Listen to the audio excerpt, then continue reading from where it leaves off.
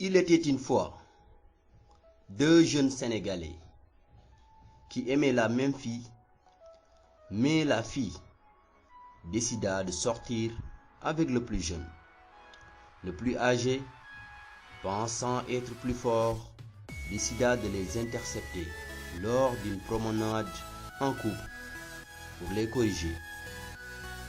Et voici leurs histoires. N'oubliez pas de vous abonner et d'activer la cloche des notifications pour ne pas manquer nos prochaines vidéos.